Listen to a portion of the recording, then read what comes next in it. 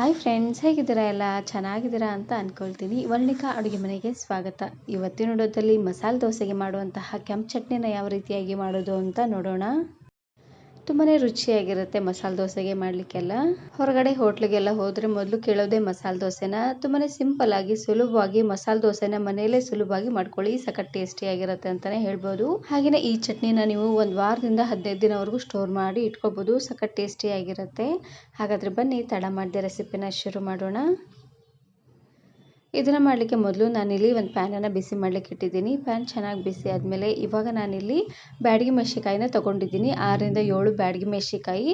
ಹಾಗೆಯೇ ಇದ್ರ ಜೊತೆಗೆ ನಾನಿಲ್ಲಿ 1 ಸ್ಪೂನ್ ಆಗುವಷ್ಟು ಜೀರಿಗೆ, 4 ರಿಂದ 5 ಗಡ್ಡೆ ಆಗುವಷ್ಟು ಬೆಳ್ಳುಳ್ಳಿ, ಹಾಗೆಯೇ ಮೀಡಿಯಮ್ ಸೈಜಿನ 1 ಈರುಳ್ಳಿನ ಈ ರೀತಿಯಾಗಿ ಉದ್ದವಾಗಿ ಕಟ್ ಮಾಡಿ ಹಾಕ್ಕೊಳ್ತಾ ಇದ್ದೀನಿ. ಎಲ್ಲವನ್ನು ಇವಾಗ ಉರಿನ ಪೂರ್ತಿಯಾಗಿ ಲೋ ಫ್ಲೇಮ್ನೆಲ್ಲ ಇಟ್ಟು ಚೆನ್ನಾಗಿ ಇದನ್ನು ಹುರ್ಕೊಂಡು ತಗೊಳ್ಬೇಕು. ಇದಕ್ಕೆ ನಾನಿಲ್ಲಿ ಒಂದು 2 ಚಮಚ ಆಗುವಷ್ಟು ಎಣ್ಣೆನ ಹಾಕ್ಕೊಂಡು ಲೋ ಫ್ಲೇಮ್ನೆಲ್ಲ ಇಟ್ಟು ಫ್ರೈ ಮಾಡ್ಕೊಳ್ತಾ ಇದ್ದೀನಿ. ಈರುಳ್ಳಿ, ಬೆಳ್ಳುಳ್ಳಿ ಹಾಗೆಯೇ ಜೀರಿಗೆ ಎಲ್ಲ ಚೆನ್ನಾಗಿ ಫ್ರೈ ಆಗೋವರೆಗೂ ಲೋ ಫ್ಲೇಮ್ನಲ್ಲೇ ಇಟ್ಟು ಇದೇ ರೀತಿಯಾಗಿ ಹುರ್ಕೊಳ್ತಾನೆ ಬೇಯಿಸ್ಕೊಳ್ಬೇಕು. ಇದಕ್ಕೆ ಮೇನಾಗಿ ಎಲ್ಲ ಪದಾರ್ಥನ ಚೆನ್ನಾಗಿ ಹುರ್ಕೊಳ್ಬೇಕು ನೋಡಿ. ಹಾಗಾಗಿ ಲಾಸ್ಟಲ್ಲಿ ಇದಕ್ಕೇ 1 ಗರಿ ಆಗುವಷ್ಟು ಕರಿಬೇವು ಸೊಪ್ಪನ್ನು ಹಾಕ್ಕೊಂಡು ಹುರ್ಕೊಳ್ತಾ ಇದ್ದೀನಿ. ಇವೆಲ್ಲ ಪದಾರ್ಥನೂ ಚೆನ್ನಾಗಿ ಇದನ್ನು ಹುರ್ಕೊಂಡು ತಗೊಳ್ಬೇಕು. ಈ ರೀತಿಯಾಗಿ ಹುರಿಯೋದ್ರಿಂದ 1 ವಾರದಿಂದ 15 ದಿನವರೆಗೂ ಸ್ಟೋರ್ ಮಾಡಿಟ್ಟರು ಸ್ವಲ್ಪನೂ ಕೆಡೋದಿಲ್ಲ. ಹಾಗಾಗಿ ನೋಡಿ, ಈ ರೀತಿಯಾಗಿ ಎಲ್ಲ ಪದಾರ್ಥನೂ ಚೆನ್ನಾಗಿ ಹುರ್ಕೊಂಡಿದ್ದಾದಮೇಲೆ ಇವಾಗ ಗ್ಯಾಸನ್ನು ಆಫ್ ಮಾಡಿಕೊಂಡು ಇದು ಪೂರ್ತಿಯಾಗಿ ತಣ್ಣಗಾಗೋವರೆಗೂ ಹಾಗೆ ಇದನ್ನು ಬಿಡಬೇಕು.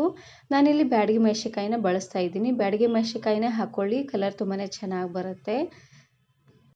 ಗುಂಟೂರು ಮೆಣಸಿಕಾಯಿ ಹಾಕಿದ್ರೆ ಪೂರ್ತಿ ಖಾರ ಖಾರ ಆಗಿಬಿಡುತ್ತೆ ನೋಡಿ. ಹಾಗಾಗಿ ಬ್ಯಾಡಗಿ ಮೆಣಸಿಕಾಯಿನೇ ಹಾಕ್ಕೊಳ್ಬೇಕು. ನೋಡಿ, ಈ ರೀತಿಯಾಗಿ ಚೆನ್ನಾಗಿದು ಎಲ್ಲವೂ ಹುರಿದಾದ್ಮೇಲೆ ಇದು ಪೂರ್ತಿಯಾಗಿ ತಣ್ಣಗಾದ್ಮೇಲೆ ಇದಕ್ಕೆ ಸ್ವಲ್ಪ ನೀರು ಹಾಗೆಯೇ ಉಪ್ಪನ್ನು ಹಾಕ್ಕೊಂಡು ಪೂರ್ತಿ ನುಣ್ಣದಾಗೆ ಇದನ್ನು ಗ್ರೈಂಡ್ ಮಾಡ್ಕೊಂಡು ತಗೊಳ್ಬೇಕು. ಎಲ್ಲ ಪದಾರ್ಥನೂ ಪೂರ್ತಿ ನುಣ್ಣದಾಗಿ ಆಗಬೇಕು ನೋಡಿ. ಹಾಗಾಗಿ ಸ್ವಲ್ಪ ನೀರನ್ನು ಹಾಕ್ಕೊಂಡು ಪೂರ್ತಿ ಸಣ್ಣದಾಗಿ ಗ್ರೈಂಡ್ ಮಾಡ್ಕೊಂಡು ತಗೊಳ್ಳಿ. ಇವಾಗ ನಾನಿಲ್ಲಿ ದೋಸೆ ಹಂಚಿಗೆ ಸ್ವಲ್ಪ ಎಣ್ಣೆನ ಹಾಕ್ಕೊಂಡು ಈ ರೀತಿಯಾಗಿ ನೀಟಾಗಿ ಪ್ಯಾನ್ ತುಂಬ ಸ್ಪ್ರೆಡ್ ಮಾಡ್ಕೊಳ್ತಾ ಇದ್ದೀನಿ. ಮೊದಲು ಹಂಚು ಚೆನ್ನಾಗಿ ಕಾದಾದ್ಮೇಲೆ ಸ್ವಲ್ಪ ಎಣ್ಣೆನ ಹಾಕ್ಕೊಂಡು ಈ ರೀತಿಯಾಗಿ ಕಾಯಿಸ್ಕೊಂಡು ತಗೊಳ್ಳಿ. ಈ ರೀತಿಯಾಗಿ ಮಾಡೋದ್ರಿಂದ ದೋಸೆ ಪ್ಯಾನಿಗೆ ಅಂಟೋದಿಲ್ಲ. ಹಾಗಾಗಿ ಇವಾಗ ನಾನಿಲ್ಲಿ ದೋಸೆ ಹಿಟ್ಟನ್ನು ಹಾಕ್ಕೊಂಡು ದೋಸೆನ ಹಾಕ್ಕೊಳ್ತಾ ಇದ್ದೀನಿ. ನಾನಿಲ್ಲಿ ಸ್ವಲ್ಪ ಮೀಡಿಯಮ್ ಸೈಜಲ್ಲೇ ಮಾಡ್ಕೊಳ್ತಾ ಇದ್ದೀನಿ. ನಿಮ್ಗೆ ಯಾವ ಸೈಜಲ್ಲಿ ಬೇಕೋ ಆ ಸೈಜಲ್ಲಿ ದೋಸೆನ ಮಾಡ್ಕೊಳ್ಬೋದು. ದೋಸೆ ಹಿಟ್ಟಿಗೆ ಸೋಡಾ ಪುಡಿ ಹಾಗೆಯೇ ಸ್ವಲ್ಪ ಉಪ್ಪು, ಇದ್ರ ಜೊತೆಗೆ ನಾನಿಲ್ಲಿ ಒಂದು ಅರ್ಧ ಚಮಚ ಆಗುವಷ್ಟು ಸಕ್ಕರೆನ ಹಾಕ್ಕೊಳ್ತಾ ಇದ್ದೀನಿ. ಸಕ್ಕರೆನ ಹಾಕೋದ್ರಿಂದ ಕಲರ್ ತುಂಬಾ ಚೆನ್ನಾಗಿ ಬರುತ್ತೆ. ಹಾಗಾಗಿ ಮೇಲುಗಡೆ ಸ್ವಲ್ಪ ಎಣ್ಣೆನ ಹಾಕ್ಕೊಂಡು ನೋಡಿ ಈ ರೀತಿಯಾಗಿ ನುಣ್ಣದಾಗಿ ರುಬ್ಬಿರುವಂತಹ ಕೆಂಪು ಚಟ್ನಿನ ಹಾಕ್ಕೊಳ್ತಾ ಇದ್ದೀನಿ.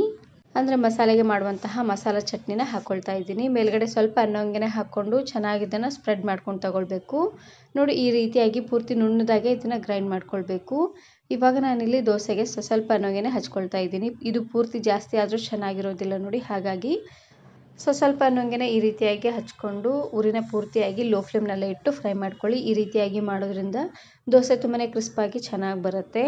ನೀವು ಮೇಲ್ಗಡೆ ಬೇಕಿದ್ರೆ ಎಣ್ಣೆ, ಬೆಣ್ಣೆ, ತುಪ್ಪ ಯಾವುದಾದ್ರೂ ನೀವು ಇಲ್ಲಿ ಹಾಕ್ಕೊಳ್ಬೋದು. ನಾನಿಲ್ಲಿ ಸ್ವಲ್ಪ ಎಣ್ಣೆನ ಹಾಕ್ಕೊಂಡು ಬೇಯಿಸ್ಕೊಳ್ತಾ ಇದ್ದೀನಿ. ನೋಡಿ, ಈ ರೀತಿಯಾಗಿ ನೀಟಾಗಿ ಸ್ಪ್ರೆಡ್ ಮಾಡ್ಕೊಂಡು ತಗೊಳ್ಳಿ ಚಟ್ನಿನ. ಹಾಗೆಯೇ ಈ ಚಟ್ನಿನ ನೀವು 1 ವಾರದಿಂದ 15 ದಿನವರೆಗೂ ಸ್ಟೋರ್ ಮಾಡಿ ಇಟ್ಕೊಳ್ಬೋದು. ಫ್ರಿಜ್ಜಲ್ಲಿ ಇಟ್ಟರೆ 1 ವಾರದಿಂದ 15 ದಿನವರೆಗೂ ಚೆನ್ನಾಗಿರುತ್ತೆ. ದೋಸೆ ಮಾಡಿದಾಗೆಲ್ಲ ಈ ರೀತಿಯಾಗಿ ಮೇಲ್ಗಡೆ ಚಟ್ನಿನ ಹಾಕ್ಕೊಳ್ಳಿ. ಸಖತ್ ಟೇಸ್ಟಿಯಾಗಿರುತ್ತೆ ಅಂತಲೇ ಹೇಳ್ಬೋದು. ನೋಡಿ, ದೋಸೆ ಎಲ್ಲ ಚೆನ್ನಾಗಿ ಬೆಂದಾದಮೇಲೆ ಮೇಲುಗಡೆ ಸ್ವಲ್ಪ ಆಲೂಗಡ್ಡೆನ ಹಾಕ್ಕೊಂಡು ಸರ್ವ್ ಮಾಡ್ಕೊಳ್ತಾ ಇದ್ದೀನಿ.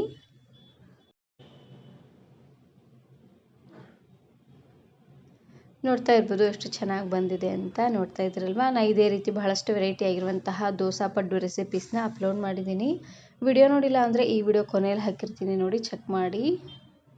ಹಾಗೆಯೇ ಇದೇ ರೀತಿಯಾಗಿ ಉಳಿದಿರುವಂತಹ ಎಲ್ಲ ದೋಸೆನೂ ಮಾಡಿಕೊಂಡ್ರೆ ಆಯಿತು. ಸಖತ್ ಟೇಸ್ಟಿಯಾಗಿರುವಂತಹ ಮಸಾಲೆ ದೋಸೆ ಮನೆಯಲ್ಲೇ ರೆಡಿಯಾಗಿ ಹೋಗ್ಬಿಡುತ್ತೆ ಅಂತಲೇ ಹೇಳ್ಬೋದು.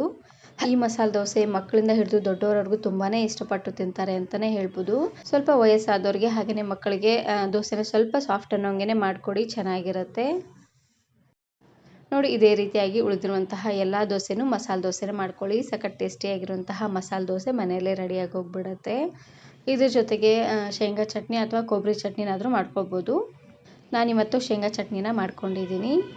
ಈ ವಿಡಿಯೋ ಇಷ್ಟ ಆದರೆ ಈಗಲೇ ಒಂದು ಲೈಕ್ ಬಟನನ್ನು ಕ್ಲಿಕ್ ಮಾಡಿ, ಫ್ರೆಂಡ್ಸ್ ಆ್ಯಂಡ್ ಫ್ಯಾಮಿಲಿ ಜೊತೆಗೆ ಶೇರ್ ಮಾಡಿ. ಹಾಗೆಯೇ ಮತ್ತಷ್ಟು ಹೊಸ ರೆಸಿಪಿಗಾಗಿ ವರ್ಣಿಕಾ ಅಡುಗೆ ಮನೆ ಯೂಟ್ಯೂಬ್ ಚಾನಲನ್ನು ಸಬ್ಸ್ಕ್ರೈಬ್ ಮಾಡ್ಕೊಳ್ಳಿ. Thank you.